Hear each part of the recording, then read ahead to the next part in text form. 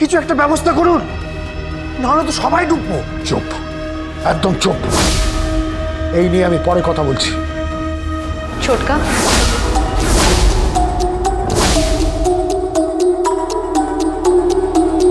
কে?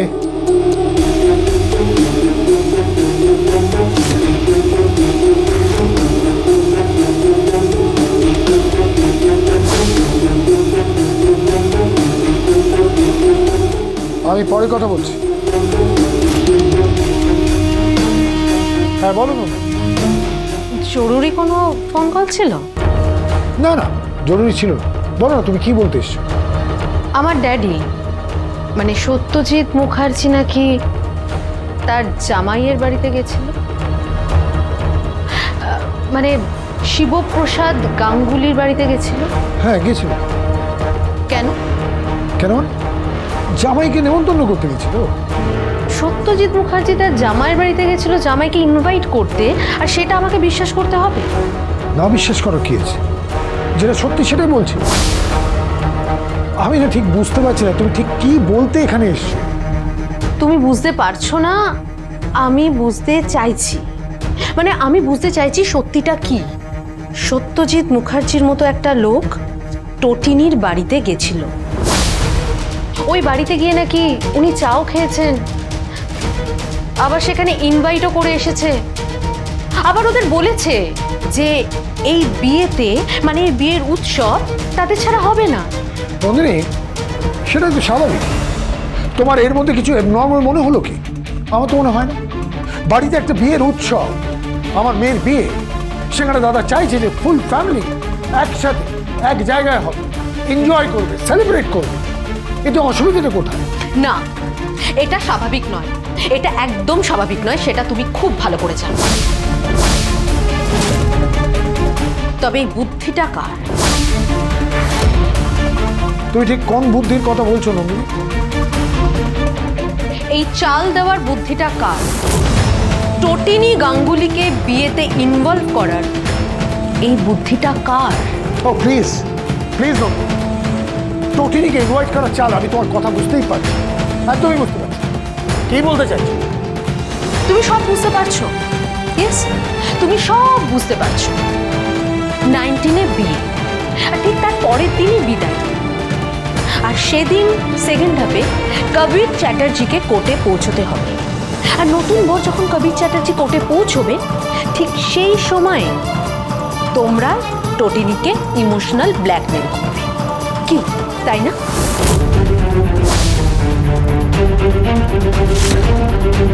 আর টটিনিকে সেই মুহূর্তে হাতে পায়ে ধরে কান্নাকাটি করে যে করেই হোক কেসটাকে দুর্বল করে দেওয়ার চেষ্টা করা হবে। আর যে করেই হোক কবিরকে বেকসুর খালাস করে দেওয়ার চেষ্টা করা হবে। কি তাই না? কি আজে বাজে কথা বলছিস? হ্যাঁ, টটিনিকে এই বিয়েতে ইনভাইট করার সাথে এইসবের কি সম্পর্ক? সম্পর্ক আছে। সত্যজিৎ মুখার্জি যখন ওই বাড়িতে গেছে তখন সম্পর্ক আছে। তোমরা না বুঝতে পেরে গেছো, সোজা পথে তোমরা পারবে না।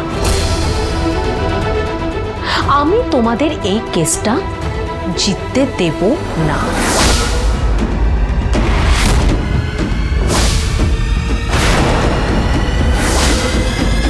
নন্দিনী,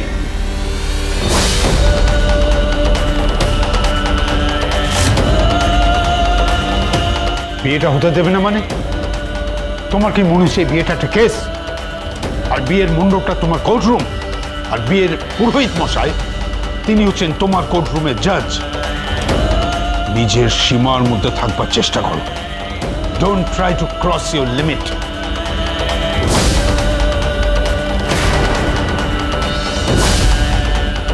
আমি লিমিট ক্রস করছি।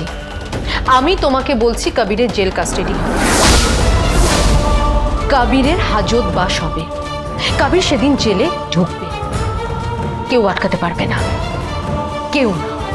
আমি তোমাকে বলছি, নট ইভেন টটিনি। টটিনি আটকাবে? ইয়েস, টটিনি আটকাবে। হ্যাঁ, তোমার কোথায় জানা নেই যে টটিনি ওর ফ্যামিলি নিয়ে, মানে ওর ছেলে মেয়ে বরকে নিয়ে বাড়িতে আসছে এবং বিয়ের 2 দিন আগেই আসছে। তারপর বিয়ের সমস্ত অনুষ্ঠানে সে ইনভলভ হচ্ছে, সব কিছু, নাচ গান, হই হুল্লোড়, আনন্দ। বুঝতে পেরেছ? আর কিডন্যাপ, ওর মেয়েকে যে কিডন্যাপ করার চেষ্টা করা হয়েছিল, ওর ছেলেকে যে তুলে নেওয়ার চেষ্টা করা হয়েছিল, সেগুলো ভুলে যাবে। আর ওই কটা ঘন্টার কথাও ভুলে যাবে যখন ওর নিজের মধ্যে তিল তিল করে মরছিল, যখন ওর সন্তানকে তুলে নেওয়া হয়েছিল, যখন ওর সন্তানকে খুন করার চেষ্টা করা হয়েছিল, আর যখন ওকে ব্ল্যাকমেল করা হয়েছিল সন্তানকে তুলে নিয়ে গিয়ে। ও সবকিছু ভুলে যাবে, ও সবকিছু ভুলে গিয়ে এই বাড়িতে বিয়েতে আসবে। ওই ঘটনাগুলোর সঙ্গে এ বাড়িতে আসা কি সম্পর্ক?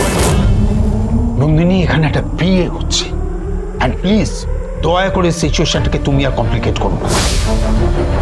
আর তোমার যত কোর্টরুম ড্রামা রয়েছে সেই সমস্ত কোর্টরুম ড্রামা তুমি কোর্টে রেখে আসবে, এখানে নয়। ভুলে যেও না যে এটা সত্যজিৎ মুখার্জির বাড়ি, এটা আমি তোমাকে বলে রেখে দিলাম। তাই না? এক্স্যাক্টলি। এটা সত্যজিৎ মুখার্জির বাড়ি। হ্যাঁ,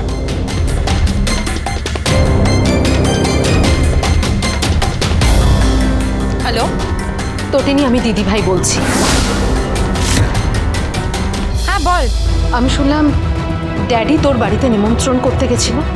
হ্যাঁ রে, এসেছিল। এই ব্যাপারটা তোর খুব সুস্থ স্বাভাবিক মনে হচ্ছে। কেন দি, মানে তোর কি মনে হচ্ছে? তুই বুঝতে পারছিস না? তোকে কেউ বলে দেয়নি? তোর বড় বুঝতে পারছে না? তোরা কি বোকা নাকি? তটিনী, তটিনী, এত সহজ সরল ভাবে এই দুনিয়াতে বেঁচে থাকা যায়? 20 তারিখে কোর্টের ডেট, আর 19 তারিখে বিয়ে, আর সেখানে তোকে ইনভাইট করা হচ্ছে, তোকে ইনভলভ করা হচ্ছে।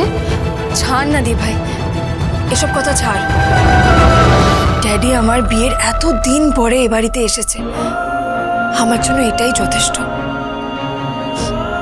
আমি খুব ভালোবাসি রে দিদি ভাই, ড্যাডিকে বড্ড ভালোবাসি। ড্যাডি হয়তো খুব বকাঝকা করে, কিন্তু ড্যাডি তো, সেই ছোট্টবেলা থেকে ড্যাডির ওপরে আমাদের অধিকার আছে। হয়তো ভালোবেসে বিয়ে করেছি বলে ড্যাডি।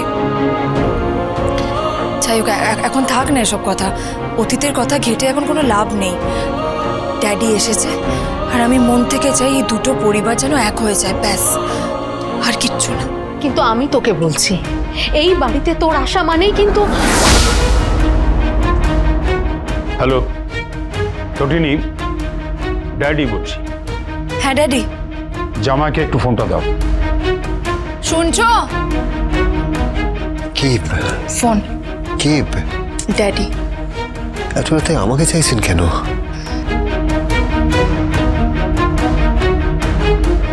হ্যালো। হ্যালো জামাই, তুমি কিন্তু আসবে আমাদের বাড়িতে। আমার তরফ থেকে যদি কোনো অন্যায় হয়ে থাকে, আমি যদি কোনোভাবে তোমাদেরকে অসম্মান করে থাকি, তাহলে আমি ক্ষমা চেয়ে নিচ্ছি। I am sorry.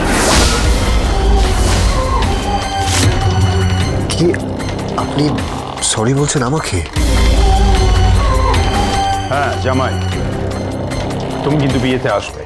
আমরা সবাই এক্সপেক্ট করছি যে তুমি আসবে। তুমি আমাদের বাড়ির জামাই, তোমাকে আমরা মাথায় করে নিয়ে আসবো। তুমি কিন্তু অবশ্যই আসবে। সত্যজিৎ মুখার্জির মাথাটা কিন্তু সকলের সামনে নিচু করে দিও না, আমাকে রিফিউজ করো না। আরে আমার এই নিমন্ত্রণটাকে অ্যাকসেপ্ট করো প্লিজ, এটাকে প্রত্যাখ্যান করো না। আর একটা কথা, আই এম রিয়েলি সরি এত রাতে তোমাকে ফোন করে ডিস্টার্ব করলাম, কিছু মনে করো না।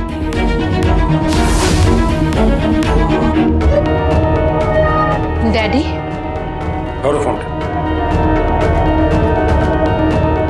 আশা করি তুমি বুঝে গেছো যে তটিনীও আসছে আর জামাইও আসছে।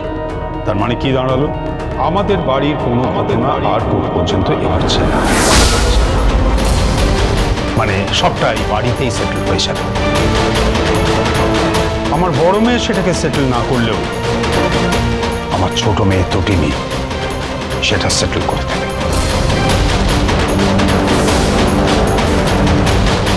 আমার জামাই সেটা সেটেল। চলুন।